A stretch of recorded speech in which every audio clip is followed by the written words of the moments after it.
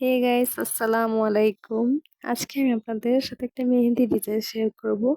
আর আমার সাথে হওয়া একটি ভয়ানক গল্প আপনাদের সাথে শেয়ার করব। তো একবার কি হলো, আমি আমার মামার থেকে এই গল্পটা শুনছি যে ওই দিন নাকি জুমার দিন ছিল। তো আমার মামা বাসায় বসে মানে আমাকে বলতেছে যে এরকম আমার সাথে একটা ঘটনা ঘটছে, তোর সাথে শেয়ার করি। আর আমি জিজ্ঞেস করলাম কি ঘটনা। মা বলতেছিল যে এরকমই একটা জুম্মার দিনে আমি তো ওই দিন এই ঘটনা ঘটছে। ওই দিন নাকি আমাদের পাড়ার কিছু ছেলেরা আছে, ওরা নাকি দেখতেছে যে আমাদের ওদিকে একটা মানে ভদ্র বিল্ডিং আছে। ওইটা ভদ্র বিল্ডিং বলে কেন, কারণ ওইটা একটা ভূতের বাড়ি সবাই বলে। তো কি হয়েছে, ওই পাড়ার ছেলেরা দেখে যে ওখানে আমার মামা বসে বসে কি দাঁড়া রয়েছে, একা কি ভাবতেছে। তো গিয়ে বলতেছে ভাইয়া কি করেন। গিয়ে দেখে যে ভাইয়া কোনো কথা কয় না আমার মামা। পরে ওরা জিজ্ঞেস করতেছে নামাজ পড়তে চাইবেন না। তো আমার মামা নামাজ পড়তে নাকি চাইবে না, বারবার না করে। পরে ওরা হঠাৎ করে তাকায় দেখে আমার মামা নাকি ছায়া নাই এবং পা দুটা উল্টা। তো ওরা দেখে অনেক ভয় পেয়েছে, কিন্তু ওরা না সাহস করে পালায় নাই। ওরা উল্টা বলছে আসেন ভাইয়া চল নামাজ পড়তে যাই। কিন্তু আমার মামা নাকি শুনে দৌড় মারছে। এখন ওরা ভয় পেয়ে গেছে সাথে সাথে। ওরা দৌড়ে আমাদের নানির বাসায় চলে আসে।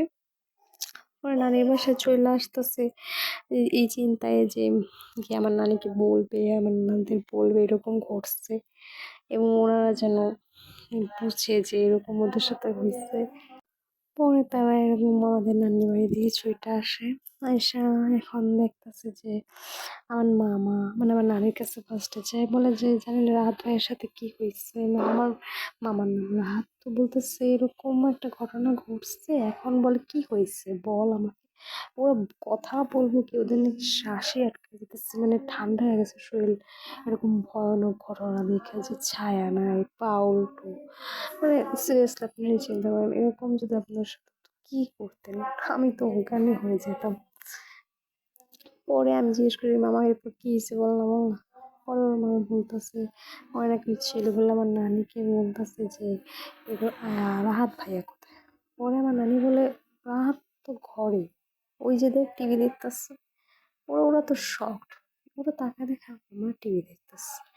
ওরা ভাবে যে এটা কেমন সম্ভব। একটু আগে আমরা দেখে আসলাম বাইরে, সে ওই উল্টো দিকে দৌড় দিল, সে 1 সেকেন্ডের মধ্যে ঘরে এসে টিভি দেখতে শুরু করলো কিভাবে। পরে বলতেছে আপনি এখানে কখন আসলেন। পরে আমার নানি বলে কখন আসলো মানে কি, ও তো আজকে আর বাইরেই হয়নি, সকাল থেকে এখানে ঘরেই আছে।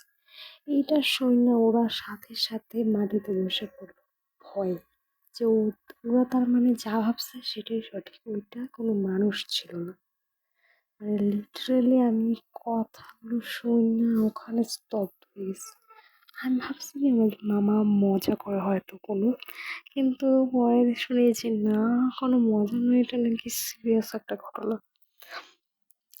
এরপর আমার মামা যখন এই ঘটনাগুলো শুনছে ওদের থেকে, তো আমার মামা তারপর পাড়ার ছেলেরা পরে আমার নানা সবাই নাকি দৌড়ায় গেছে দেখতে যে এটা কি সত্যি, ওরা কি দেখে এত ভয় পায়।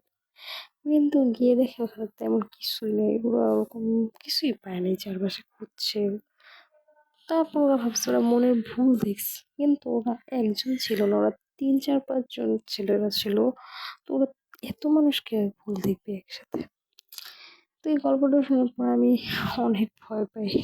তো আমার মেহেন্দি দেওয়া শেষ এবং আমার গল্প শেষ। তো কেমন লাগলো গাইস ডিজাইনটা এবং গল্পটা, কমেন্ট করে জানাবেন। এবং আর ওরকম ডিজাইন দেখতে চাইলে আমাকে একটা সাবস্ক্রাইব করে রাখবেন এবং কমেন্টে আমাকে জানাবেন আপনারা কীরকম ডিজাইন দেখতে চান। সো আল্লাহ হাফেজ।